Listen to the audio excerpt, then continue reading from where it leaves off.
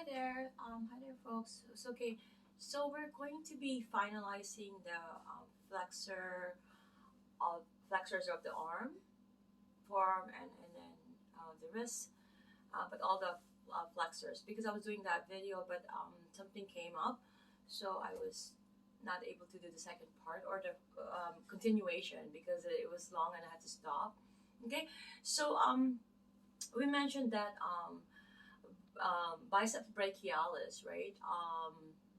There's no attachment to the humerus. It's attached to the head of the fibula here, and the coracoid process and the supraglenoid, right? I mentioned that to the video in the video. So there's no attachment to the humerus. So it has nothing to do with the humerus, right? And the way it's um, the action. Let me just do it.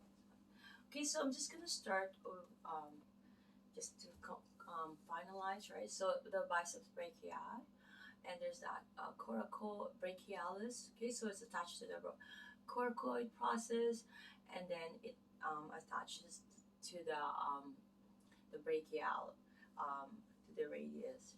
Okay, and then the brachialis, which is the flexors of the elbow, and the distal attachment to that is in the ulna.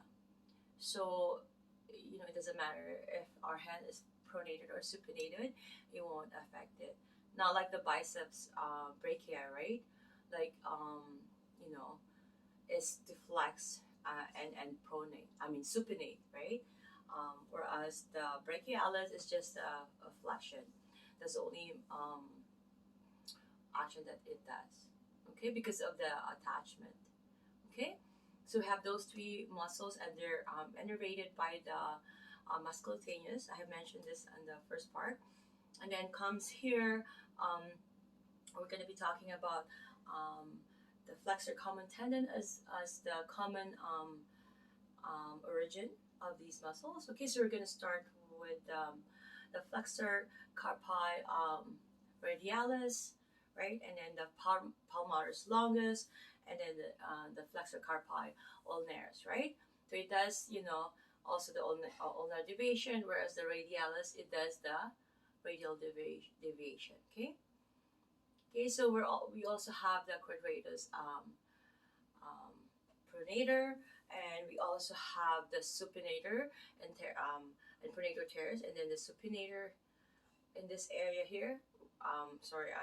The supinator, and also we have the brachioradialis. I think I've mentioned that.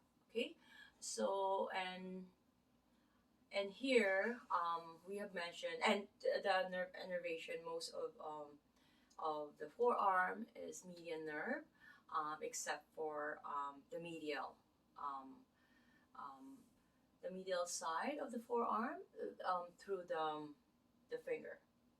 Okay, because that is the innervation of the ulnar nerve. Okay, so keep that in mind. And then when it comes to the hand, I'm going to do another video for the hand, so please watch it. The anatomy. So for the hand, it's mostly ulnar, except for these three.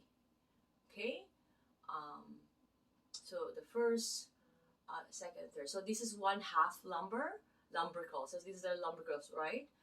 And this is the first and second.